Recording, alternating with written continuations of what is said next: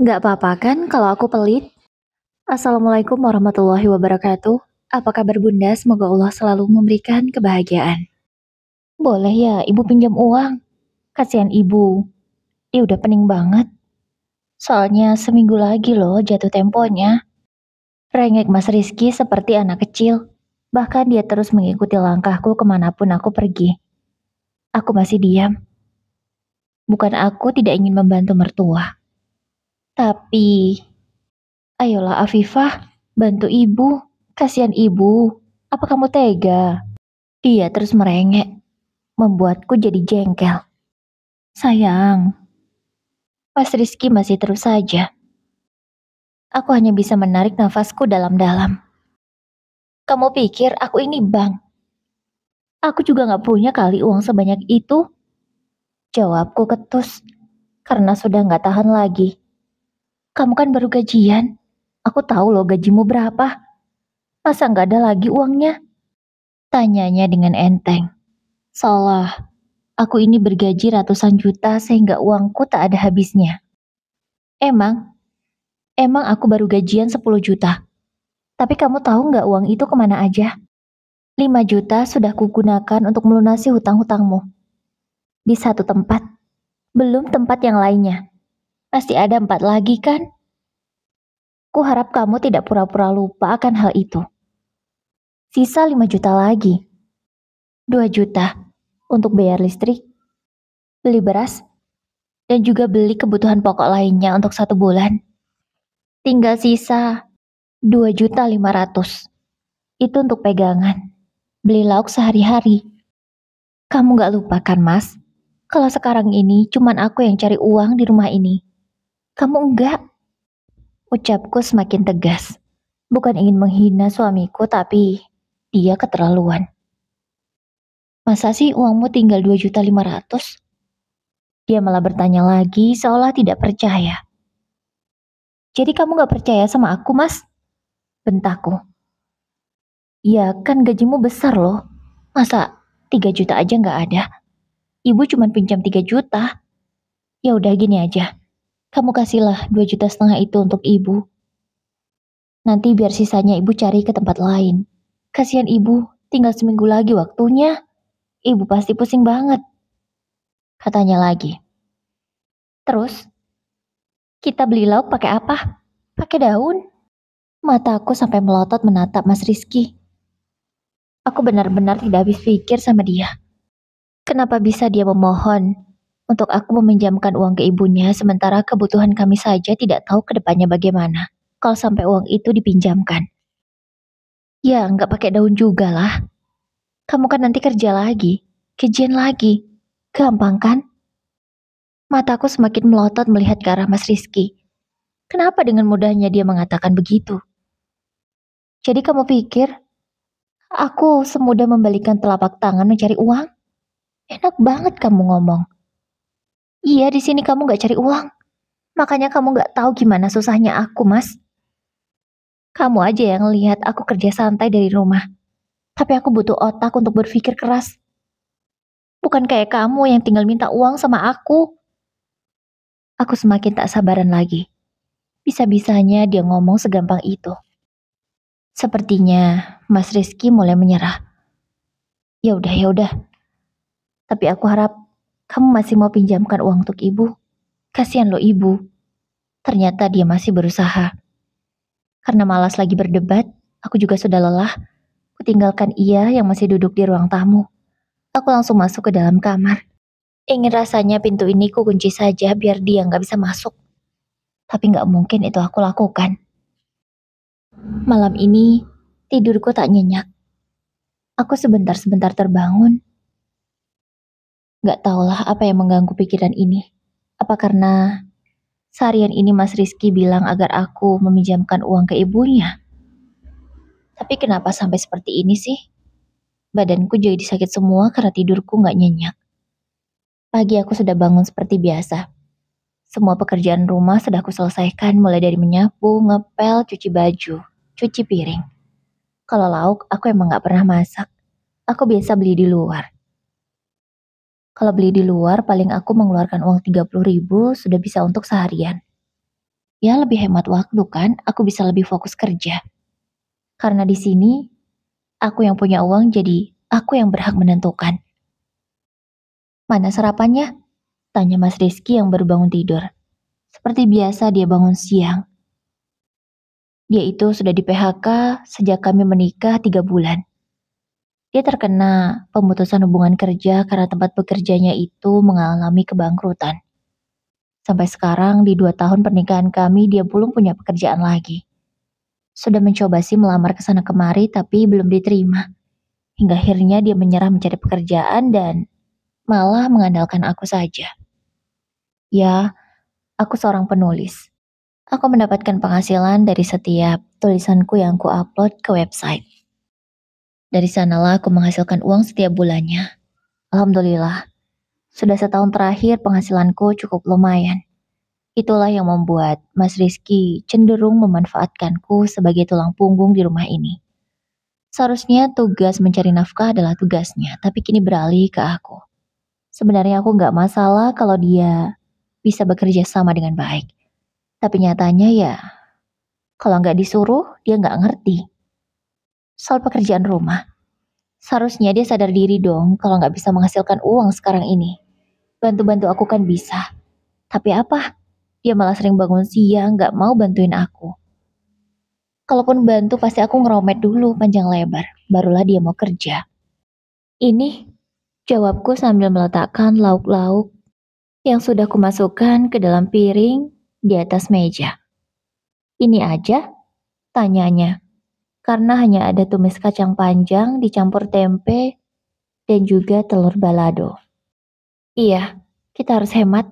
Takutnya uang yang ada nggak cukup sampai akhir bulan. Jawabku, tanpa menatapnya sedikit pun.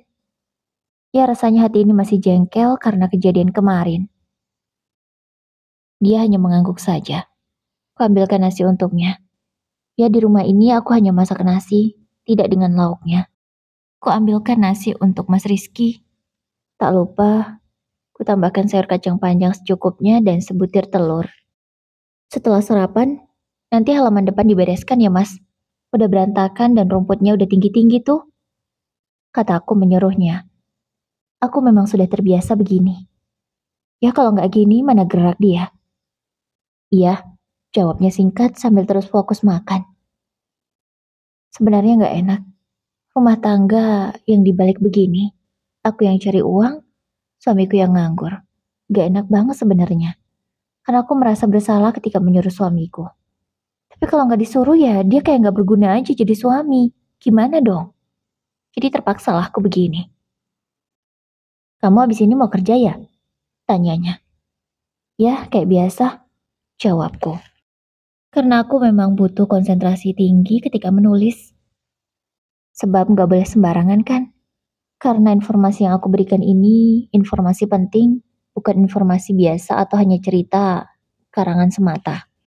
Aku harus mencari informasi dari beberapa sumber, barulah aku bisa membuat tulisan yang menarik dan informatif. Aku mau, selesai aku kerja nanti semuanya udah bersih ya mas. Itu kan gak terlalu banyak. Sekali lagi aku mengingatkannya soal halaman depan. Iya iya sayang, jawabnya. Aku pun menanggapinya dengan mengangguk saja. Ini biar aku yang cuci saja.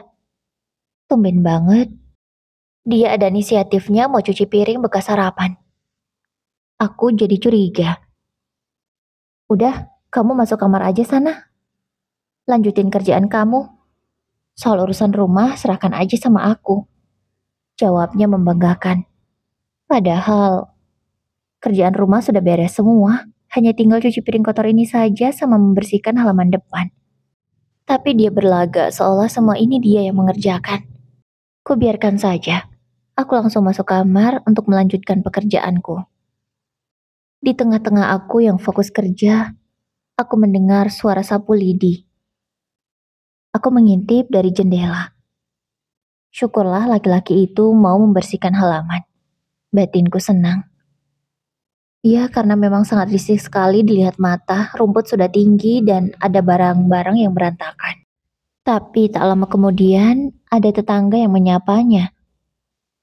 Pak Rizky, rajin banget. Kok sendirian aja? Kemana istrinya? Sapa salah satu tetangga yang gak jauh dari rumah kami. Istri saya di dalam, jawab Mas Rizky. Di dalam? Oh, lagi ngerjain kerjaan rumah yang di dalam ya?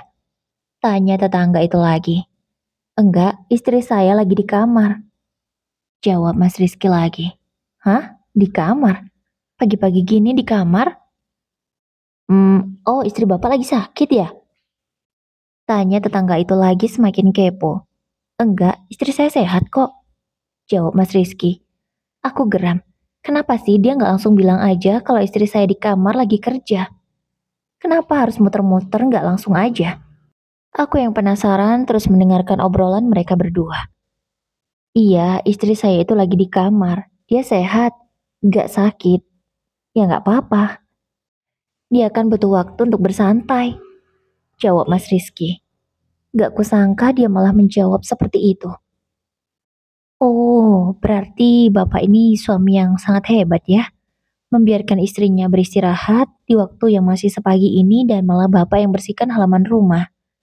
Puji tetangga itu. Ya, gitulah. Kita kan harus memanjakan istri. Betul nggak? Jawab Mas Rizky yang membuatku sangat jengkel. Kenapa dia tidak menjelaskan pada orang-orang bahwa aku yang bekerja di sini? Iya, iya Pak Rizky betul. Tapi ngomong-ngomong Pak Rizky, saya kok sering lihat Pak Rizky di rumah ya? Apa Pak Rizky nggak kerja? Akhirnya tetangga itu melontarkan pertanyaan yang aku yakin pasti membuat Mas Rizky bingung menjawabnya bagaimana. Saya kerja kok. Tapi ini lagi libur aja. Saya juga kadang sering kerja dari rumah. Jawab Mas Rizky membanggakan dirinya. Oh, sepertinya dia masih malu mengakui bahwa dia menganggur. Oke, baiklah. Kubuka jendela kamar yang memang tepat berhadapan dengan halaman rumah. Pak Anton, dari tadi Pak, aku menyapanya dari dalam kamar. Bu Afifah, lumayan. Ibu lagi santai ya? Tanya Pak Anton. Enggak kok, saya lagi kerja. Nih, kutunjukkan laptop yang masih menyala, lengkap dengan ketikan yang belum selesai. Oh, Bu Afifah kerja. Gimana sih, Pak Rizky? Katanya lagi santai istrinya. Lagi kerja tuh. Pak Anton langsung percaya denganku daripada Mas Rizky. Iya. Mas Rizky terlihat seperti laki-laki bodoh. Dia menggaruk kepalanya yang aku yakin tidak gatal. Ya udah Pak Rizky, saya permisi ya. Saya mau bantuin istri sekaligus nganterin ke pasar. Ucap Pak Anton berpamitan. Oke Pak Anton, hati-hati ya. Aku sengaja mengeraskan suaraku agar laki-laki itu segera pergi. Mas, lain kali kamu jawab aja langsung. Gak usah muter-muter. Tegurku. Iya, katanya tidak suka. Aku langsung menutup jendela lagi. Kututup horden supaya lebih fokus dalam bekerja. Akhirnya setelah berjam-jam duduk di depan laptopku, selesai juga pekerjaan ini. Bisa aku lanjutkan besok lagi. Lelah banget, aku butuh istirahat. Kulihat jam di dinding sudah menunjukkan pukul 11:30 siang. Kayaknya bisa deh tidur dulu. Ngantuk banget, pegal juga pinggangku. Sambil kuregangkan otot-otot ini. Setelahnya kurebahkan tubuh di atas kasur. Namun, baru saja akan tertidur, terdengar suara dari luar. Mana istrimu? Aduh, itu pasti mertua. Ngapain sih jam istirahat ke sini? Kataku kesal dalam hati. Dengan malas, aku langsung keluar kamar. Kamu baru selesai kerja ya? Tanya ibu mertuaku dengan raut wajahnya yang dibuat seramah mungkin. Aku mengangguk pelan, lalu duduk di ruang tamu. Ibu kesini mau nganterin ini? Ibu mertuaku menyerahkan sebuah bingkisan. Bingkisan itu dimasukkan ke dalam sebuah kotak kertas. Apa ini, Bu? Tanyaku, sambil menerima bingkisan itu. Itu martabak manis kesukaan kamu. Cepatlah dimakan, mumpung masih hangat. Tumben sekali, gumamku dalam hati. Karena aroma martabak itu sudah menusuk hidung sebab kotaknya terbuka sedikit. Sangat menggoda iman, tak bisa lagi kutahan rasa untuk memakannya. Wah, enak banget nih Bu, coklat keju kesukaanku. Iya, makanya cepatlah makan selagi masih hangat. Ku makan satu potong martabak manis. Rasanya memang enak sekali. Kupersilahkan ibu mertua juga untuk makan. Ini Bu, ibu juga makan. Aku sendiri nggak akan habis. Ucapku sambil menyodorkan martabak manis itu ke arahnya. Iya ya, ini ibu makan juga. Aku yang baru habis satu, ibu mertuaku malah habis dua. Katanya ini dibawakan untuk aku. Mas Rizky yang baru selesai beberes, langsung ikut nimbrung setelah mencuci tangannya. Wah, enak banget nih. Enak Bu, beli di mana? Tanya Mas Rizky dengan mulut yang penuh martabak. Beli di tempat biasa lah, kesukaan istrimu, jawab ibu. Oh, di sana. Ibu memang paling hebat. Tahu sekali kesukaan istriku apa, kata Mas Rizky memuji. Iya dong, kan Afifah menantu kesayangan ibu. Ucap mertuaku itu sambil tersenyum sangat manis. Semanis martabak yang dibawanya. Aku menanggapinya hanya dengan senyuman tipis saja. Aku pahamlah kalau sudah begini pasti ada maunya. Oh ya sayang, gimana soal yang kemarin? Tanya Mas Rizky. Nah benar kan? Pasti soal uang lagi. Iya Afifah. Ada kan uangnya? Tanya ibu. Bukan aku nggak mau pinjam ibu, tapi uang peganganku tinggal 2.500.000. Itu untuk hidup kami selama 1 bulan ke depan. Kalau aku pinjamkan itu uang ke ibu, kami nggak ada pegangan lagi. Kami nggak bisa makan, Bu. Aku langsung menjawab to the point. Ya, nggak mau aja muter-muter nanti ujung-ujungnya nggak jelas. Nggak apa-apa kok, 2.500.000 juga. Ibu janji, secepatnya ibu kembalikan. Ibu nggak ada waktu lagi, Afifah. Cuma tinggal seminggu loh waktunya. Ucap ibu memohon. Tapi maaf Bu, Afifah nggak bisa pinjamin. Benar-benar nggak ada. Nanti kami mau makan apa? Apa ibu mau? Anak laki-laki ibu ini kelaparan. Aku langsung bertanya kepada wanita tua itu yang sudah melahirkan suamiku. Ia langsung terdiam. Afifah, kamu bisa jual perhiasanmu dulu kan? Tiba-tiba Mas Rizky nyeletuk. Perhiasan yang mana? Emang aku punya perhiasan banyak? Aku yang emosi sedikit meninggikan suaraku tanpa sadar. Itu, Mas Rizky menunjuk ke jari manisku. Astagfirullah, ini mas kawin dari kamu. Kamu mau jual mas kawin ini? Aku geram sekali dibuatnya. Ya nanti kan bisa dibeli lagi, jawabnya. Beli lagi? Pakai uang siapa? Pakai uangku. Mana bisa begitu? Ini mas kawin dari kamu. Kalaupun dijual, apalagi kamu yang memakainya, ya kamu harus yang ganti. Bukan aku, apalagi pakai uangku. Jawabku. Mas Rizky langsung terdiam. Dia nggak berani ngomong lagi. Afifah, tolong ibu nak. Ibu mohon sekali. Kali ini, lagi-lagi senjata itu dikeluarkannya. Ya biasalah kalau orang mau minjem. Pasti mohonnya manis banget. Tapi nanti giliran ditagih, pasti susah balikinnya. Udah hafal aku, apalagi sama mertuaku ini. Maaf Bu, Afifah nggak bisa. Karena uang yang ada memang tinggal itu. Aku nggak mau kelaparan, ucapku. Rizky, tolong bujuk istrimu ya. Ibu pulang dulu.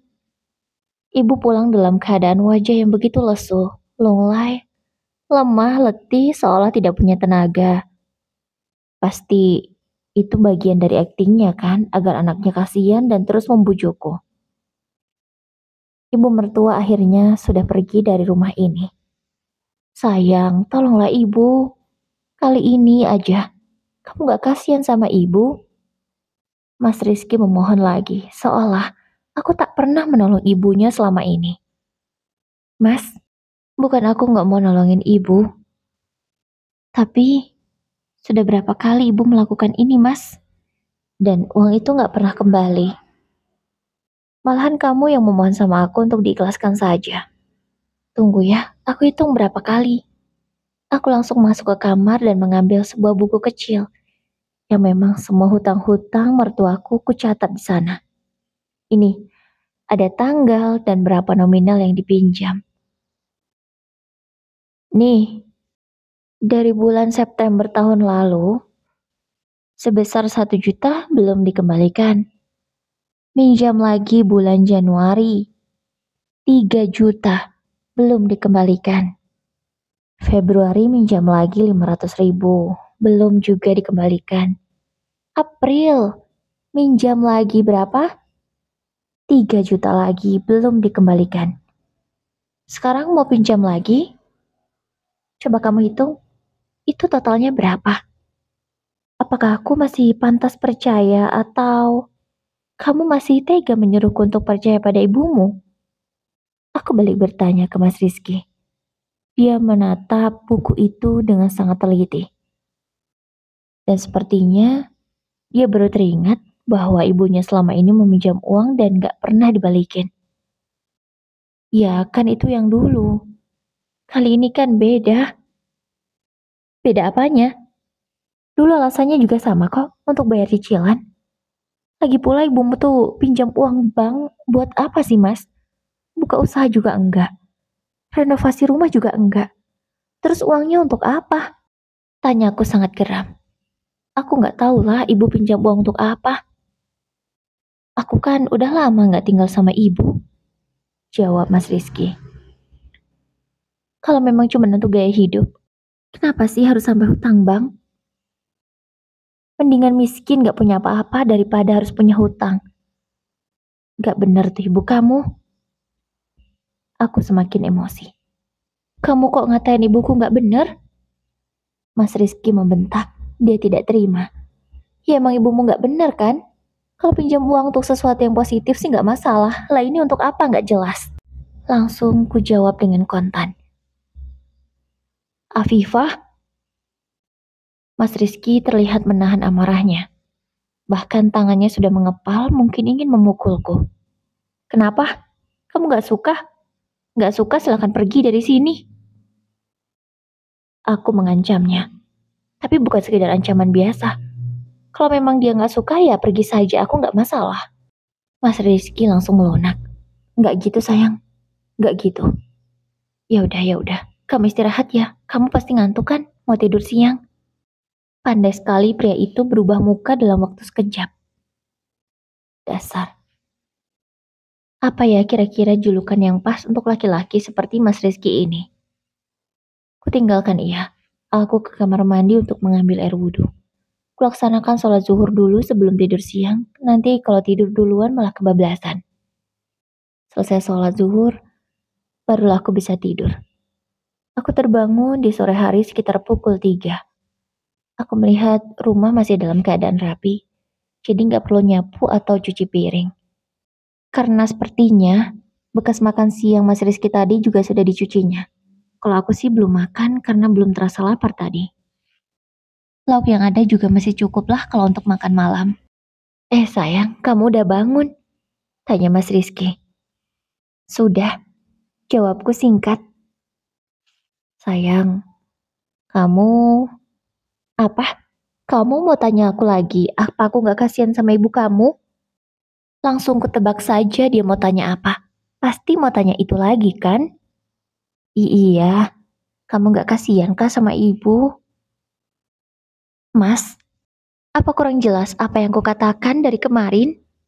Aku gak mau pinjamin uangnya karena uangnya gak ada. Emang kamu mau? Sampai sebulan ke depan cuma makan nasi pakai garam? Ucapku. Kalau aku sih gak mau ya mas. Aku yang cari uang masa aku harus sengsara? Gak mau aku. Kataku lagi. Ya gak makan nasi pakai garam juga dong. Tadi ibu menawarkan kalau kita mau pinjamin uangnya ke dia. Aku. Langsung kupertegas kata aku. Karena tadi dia bilang kita. Sementara uang yang dipanjamkan kan uangku, bukan uangnya. Iya, uangmu. Ibu akan memasakkan untuk kita. Jadi tiap hari kita akan diantarkan makanan oleh ibu. Ucap Mas Rizky. Oh, ada penawaran yang menarik ya. Tapi aku nggak percaya. Dari mana ibumu ada uang untuk masak? Sementara untuk bayar hutang aja, hutang ke aku. Dipikir dong, ucapku sambil mengarahkan telunjuk ini ke kepalaku sendiri. Kok kamu ngomongnya gitu sih? Kamu pikir ibu nggak punya uang sama sekali? Mas Rizky malah bertanya. Loh, kalau punya uang kenapa pinjam ke aku? Tinggal bayarkan aja dong hutangnya pakai uang ibu. Kenapa harus kesini? Merengek-rengek lagi. Jawabku. Mas Rizky terdiam. Pasti nggak punya jawabannya kan? Jadi kamu nggak tertarik sama tawaran ibu? Aku sebenarnya tertarik, Mas. Tapi aku nggak yakin.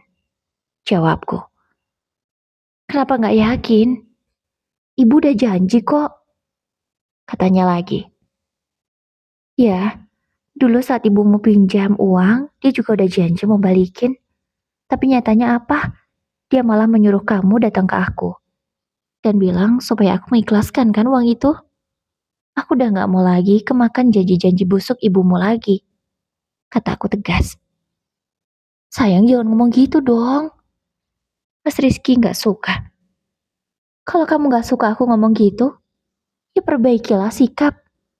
Suruh tuh, ibu kamu berubah. Jangan cuma janji, tapi gak ditepati. Munafik namanya. Tapi kali ini, ibu bener-bener butuh. Please bantu ibu ya. Ternyata dia tidak berhenti untuk memohon juga.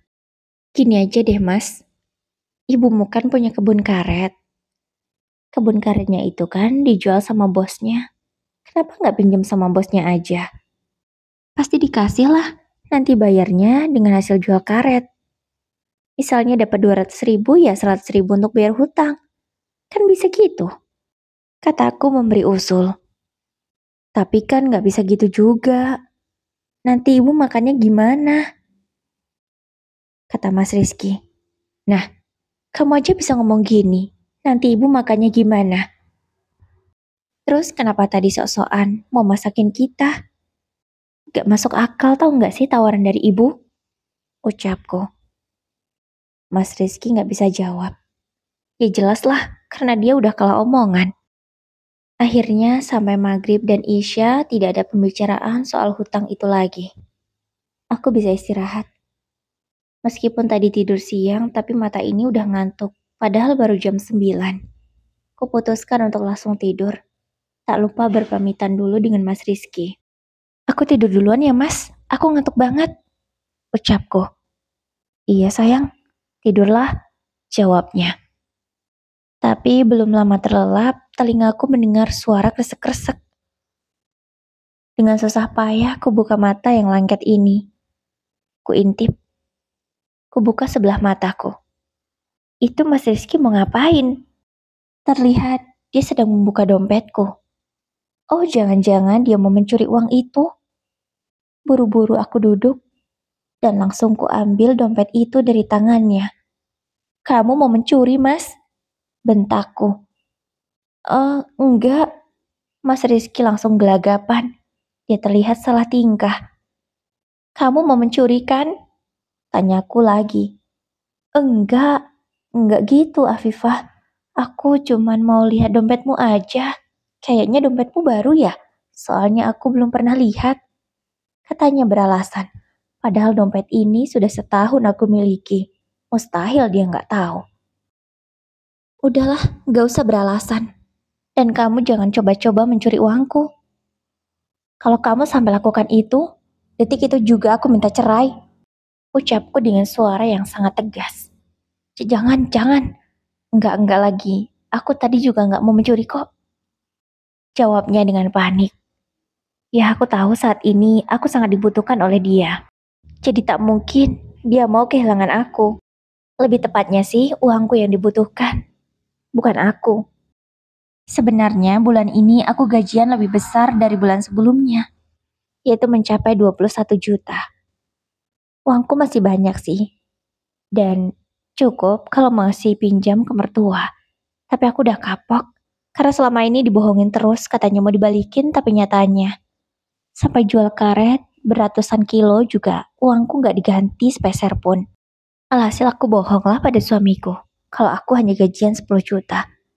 Dan slip yang kuberikan adalah slip bulan lalu. Pasti dia nggak sadar dong tanggalnya karena aku hanya menunjukkan sebentar saja.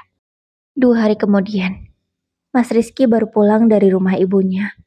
Kalau aku ya seperti biasa, pagi sampai siang pasti sibuk kerja. Kalau sore nanti istirahat. Sayang, aku punya kabar baik, kata Mas Rizky sambil tergopoh-gopoh kegirangan. Kabar baik apa? Tanya aku cepat. Tadi ibu bilang kalau kita mau pinjamin uang ke dia, kita boleh ikut nyadap karetnya. Terus hasil yang kita sadap nanti untuk kita sendiri, gak dibagi dua sama ibu. Jawabnya. Udahlah mas, aku udah gak mau pinjamin uang ke ibu. Mendingan ibu suruh nunggu aja hasil jual karetnya. Atau kalau enggak ya seperti yang gue usulkan kemarin. Pinjam ke bosnya. Jawabku. Gak bisa. Bosnya gak mau pinjamin lagi soalnya ibu sudah punya hutang juga di sana. Apa? Punya hutang juga di bosnya? Banyak banget dong mas berarti hutang ibu. Ucapku sangat terkejut. Iya, itu makanya ibu pusing. Please ya, kamu mau kan? Lagi-lagi Mas Rizky memohon. Aku nggak mau soalnya aku nggak punya waktu untuk nyadap karet. Kata aku tegas. Biar aku yang nyadap karetnya. Kamu tetap di rumah kerja seperti biasa. Kata Mas Rizky. Alah mas, emang kamu bisa nyadap karet? Meskipun kamu anak petani karet, tapi kamu nggak pernah mas nyadap karet. Kamu dulu kuliah habis itu kerja kantoran. Nggak pernah kan kamu ke ladang? Kataku. Mas Rizky terlihat bingung menjawabnya. Iya sih, tapi kan aku bisa belajar. Apalagi penawaran ibu sangat menarik. Katanya lagi. Dia masih begitu yakin kalau ibunya itu tidak berbohong. Tapi kalau aku nggak mau. Kalau kamu memang diperbolehkan menyadap karetnya ya silakan saja. Tapi nggak ada urusannya sama aku. Atau aku mau pinjamin uang ke ibu. Sekali enggak, ya enggak. Aku mengatakannya dengan semakin tegas agar Mas Rizky berhenti memohon. Seminggu sudah berlalu. Tak ada lagi obrolan soal hutang. Mas Rizky juga nggak ngerengek lagi. Dia terlihat begitu tenang, santai, dan tidak ada beban pikiran kayak biasanya. Mas, apa hutang ibu udah kebayar? Tanya aku penasaran. Udah, jawabnya. Jawabannya begitu sangat tenang, santai. Seperti gak ada masalah apapun. Uangnya dapat dari mana? Tanya aku berusaha menyelidiki dan ingin tahu. Gak perlulah kamu tahu. Kamu kan gak mau pinjamin. Jawabnya. Aku pun malas lagi bertanya. Karena percuma pasti gak akan dikasih tahu. Nantilah biar ku cari tahu sendiri. Aku memilih masuk ke kamar. Memeriksa dompet sambil mengecek uangku yang sisa masih ada berapa. Karena rencananya nanti malam aku mau makan bakso saja di luar. Kayaknya enak. Apalagi cuaca sedang dingin begini. Astagfirullah, ATM-ku mana? Aku gelagapan mencari ATM-ku yang gak ada di dompet. Di mana ini? Aku buka semua dompet itu yang memang ada beberapa slot di sana. Alhamdulillah. Seketika aku langsung lega karena ATM-nya sudah ketemu. Tapi kok pindah ke sini? Aku kan selalu menyimpannya di sini. Aku mulai mengingat, apakah aku ada memindahkannya? Tapi seingatku, walaupun selesai kupakai, ku kembalikan lagi ke slot di mana tempatnya. Karena aku memang cukup teliti menyimpan dokumen penting seperti ini. Apalagi ini ATM dan ada uang di dalamnya. Apa jangan-jangan? Buru-buru aku keluar kamar, memakai hijab instan, lalu menyambar kunci motor. Aku pergi dulu mas. Ucapku berpamitan ke Mas Rizky. Mau kemana? Tanyanya. Mau beli lauk. Jawabku berbohong. Loh, lauk pagi tadi masih ada kok. Kalau untuk makan siang sih cukup. Katanya lagi. Aku pengen lauk yang lain. Jawabku ketus. Kemudian tak kupedulikan lagi dia. Langsung kulajukan motor dengan kecepatan sedang menuju ATM terdekat. Sesampainya di ATM langsung kucek saldoku. Betapa kagetnya aku, karena saldo yang tadinya belasan juta, kini 0 rupiah.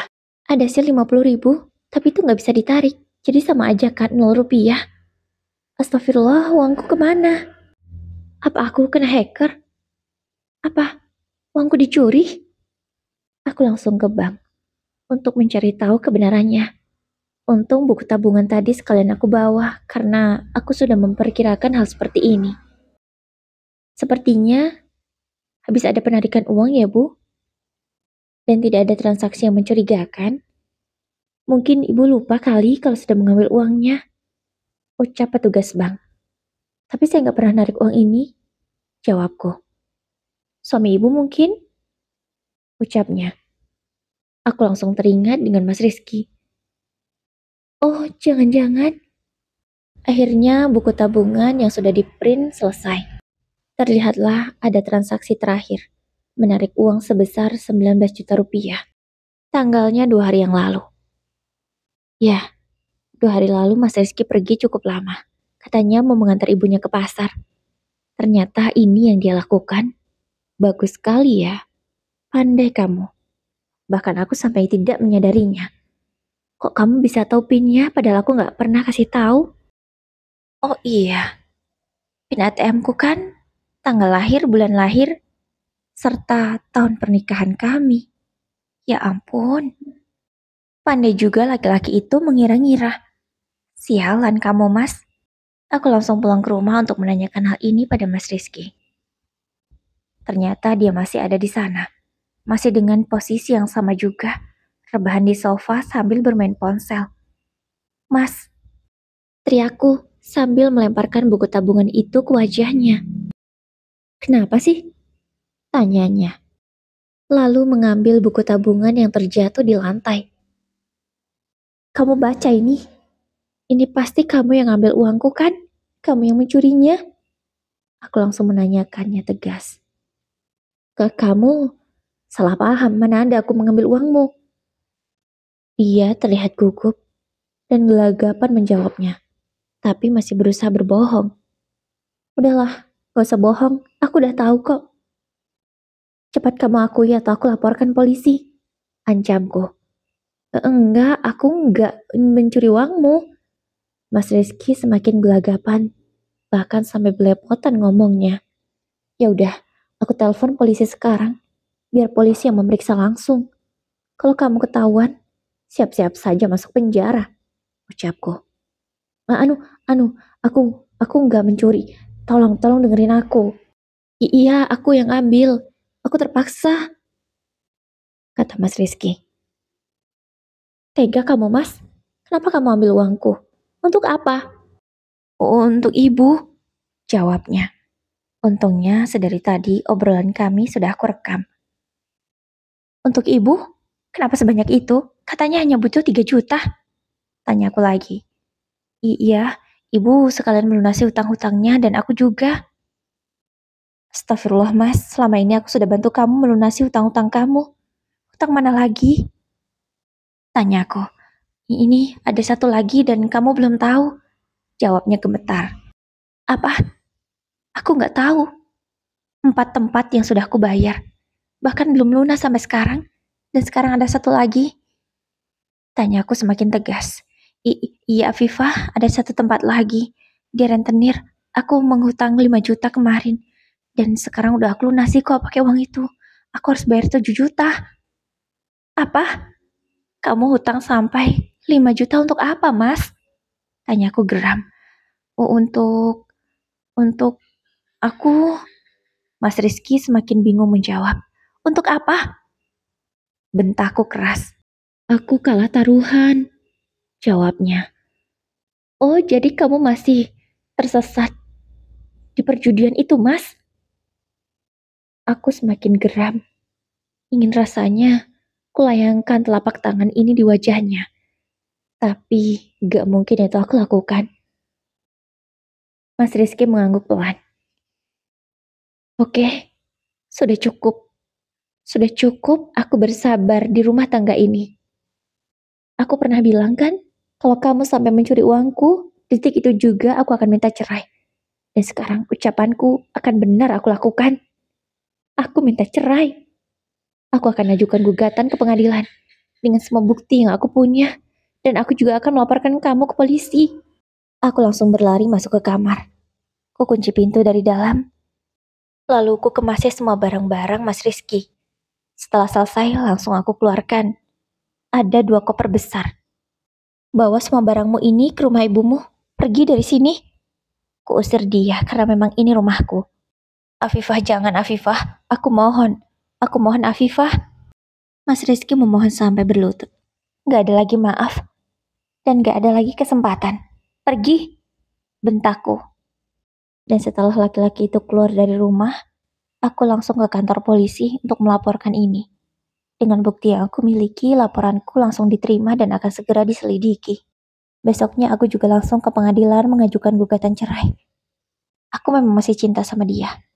Tapi rasa kecewaku begitu dalam. Kenapa dia bisa membohongi aku bahkan tega mencuri uangku? Aku paling benci dibohongi, dihianati dan dikecewakan. Aku paling benci semua itu. Aku gak bisa memaafkan. Gak butuh waktu lama, Mariski langsung ditangkap polisi karena memang dia terbukti bersalah. Belum lagi, dia harus dikejar-kejar semua orang yang dihutanginya. Sementara sidang perceraian terus berlanjut. Untungnya gak sulit untuk aku bercerai darinya. Aku cukup berterima kasih akan hal itu. Karena hak cerai itu ada di suami kan? Sekarang Mas Rizky di penjara untuk beberapa tahun. Ya, dia harus mempertanggungjawabkan perbuatannya itu karena memang sudah mencuri uangku. Sementara mantan ibu mertuaku selalu saja datang ke rumah memohon agar anaknya dibebaskan. Dia mau agar aku mencabut laporannya. Kini badan wanita itu semakin kurus karena mungkin memikirkan hutangnya sendiri plus anaknya yang masuk penjara. Sebenarnya nggak tega, tapi aku juga butuh keadilan. Jadi tegas ku katakan bahwa aku tidak akan pernah mencabut laporannya. Dan Mas Rizky harus mempertanggungjawabkan perbuatannya sampai hukuman itu selesai. Dan untuk ibu, aku harap ibu bisa jadikan ini pelajaran berharga. Afifah, ibu mohon. Dia masih tetap saja memohon. Aku nggak bisa, Bu. Kalau memang ibu bisa mengeluarkan Mas Rizky, silahkan lakukan dengan cara ibu. Tapi tidak dengan mencabut laporan ini, karena aku tidak akan pernah melakukannya. Kataku tegas. Dan beberapa waktu setelahnya, terdengar kabar bahwa ibunya Mas Rizky menjual kebun karet yang dia miliki untuk membebaskan Mas Rizky sekaligus melunasi semua hutang-hutangnya. Ya mungkin itu jalan yang terbaik daripada terus dikejar hutang dan anaknya di dalam penjara. Tapi setelah ini mereka akan menghadapi masalah yang lebih serius. Karena Mas Rizky belum kerja, plus mantan narapidana, dan tidak ada lagi penghasilan mereka dari kebun yang seperti biasa. Tapi itu sudah menjadi konsekuensi dari apa yang mereka lakukan selama ini. Sudah dapat menantu yang baik, bukannya dihargai. Sudah dapat istri yang baik, bukannya dicintai, malah dikhianati. Pengkhianatan bukan hanya tentang perselingkuhan, kepercayaan, dan kejujuran juga penting. Kalau semua itu sudah dikhianati, untuk apa rumah tangga dipertahankan, bukan? Kita boleh cinta, tapi jangan bodoh. Boleh sayang, tapi jangan sampai lupa akan segalanya. Tetap berpikir positif, dan harus cerdas jadi perempuan. Ingat ya bunda-bunda cantik semua. Semangat, semoga rumah tangga kita selalu dijauhkan dari hal-hal negatif. Terima kasih yang sudah menonton sampai akhir. Wassalamualaikum warahmatullahi wabarakatuh.